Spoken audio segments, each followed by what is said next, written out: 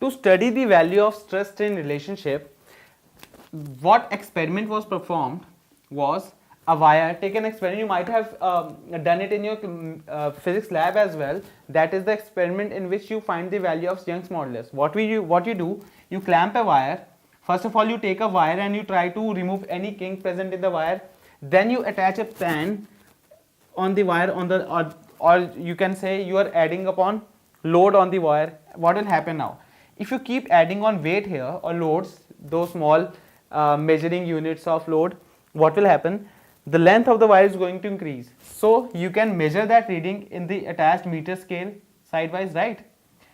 So basically, if you are adding upon weights on this pan, you are actually increasing the stress, and the reading here is giving you the values of strain, right?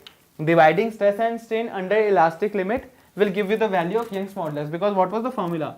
Young's modulus was FL over A delta L, right?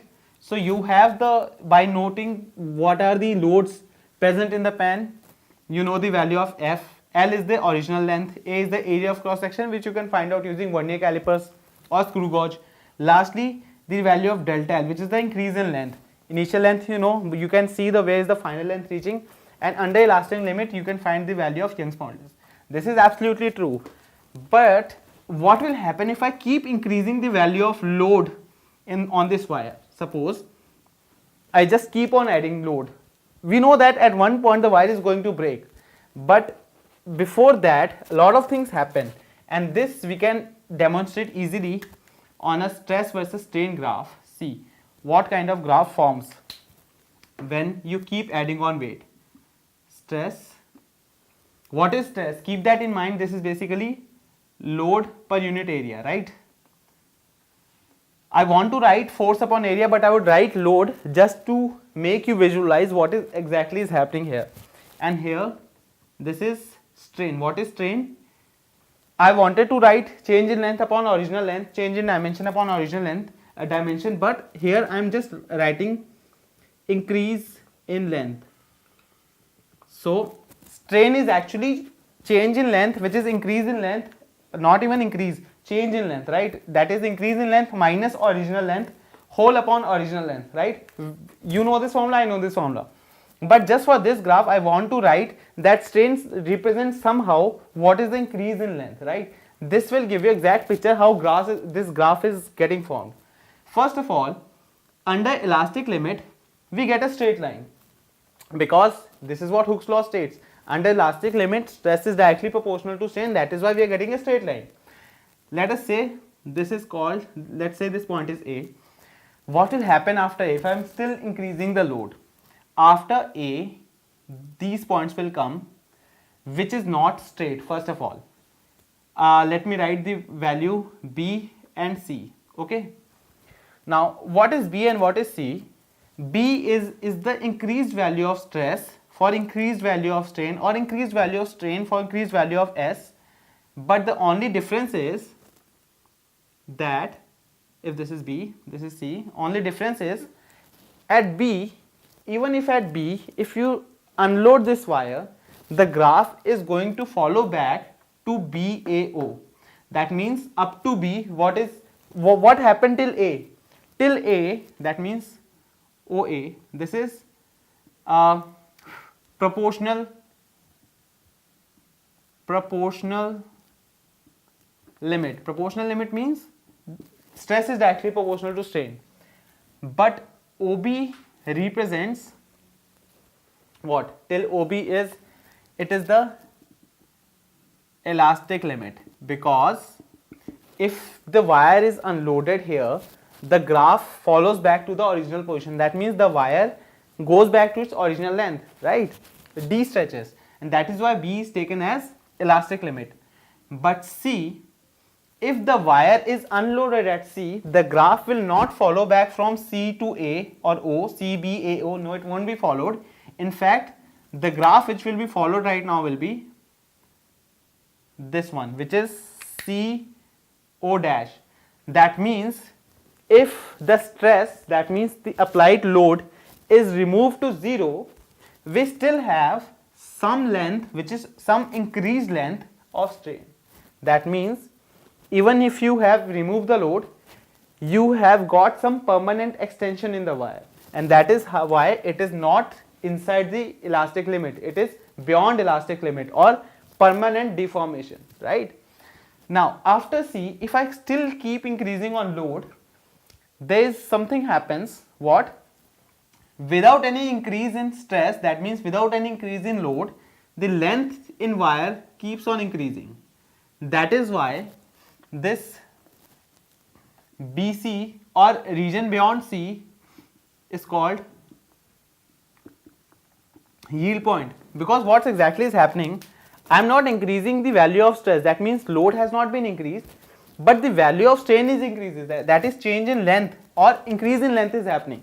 Suppose I have got 2 kgs here, and after 2 kg I am not increasing, it's not 2 kg and 100 gram, it's still 2 kg, but the wire's length is keep on increasing. So what happened is the wire's deformation happened in such a way that now the molecules are so structurally disoriented that they'll keep moving in the same direction unless and until they all get disoriented from their mean position and some other setback has been formed. So that is why the wire will flow or yield in the direction of application of force, and that is why this yield is called yield point. This will happen till the point D, after which the yield stops, but though we all know, now we know that this is a permanent yield or permanent set. After D, the wire goes back in the shape of stress versus strain, that means stress again started increasing and strain also starts increasing, and the wire goes like this. The wire follows till the graph E. E is called this part, till point E is called breaking stress. And what is breaking stress?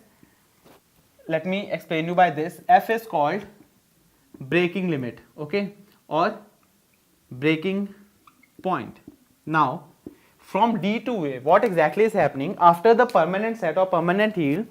If we keep on putting the load, wire is still stretching, but the deformities have caused, how can you say that the length of the wire is increasing without change in the volume? There will be some effect on the change of area, that means the area of the wire will keep on decreasing just to accommodate the increase in length, right?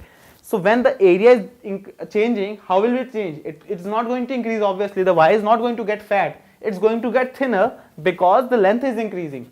So when it is getting thinner, what do we call it? It is getting constrictions, and constrictions follow in the cases in the shape of necks and waist. What is neck? Neck is the shape, suppose this was the shape of the wire initially. I am just zooming this part out. Suppose this much is the shape of the wire initially. So neck means it will get thinner from some side and the shape of the wire will remain like this. So the neck got created, right? Necks and waist. Neck means the thinnest part, waist means there might be some other neck like protrusions, but the most thinnest will be called neck, the other will be called waist. So all these constrictions follow in the wire from part D to E, and the point where the thinnest part is available, which we call the neck of the wire, that is the point from which the wire is going to break.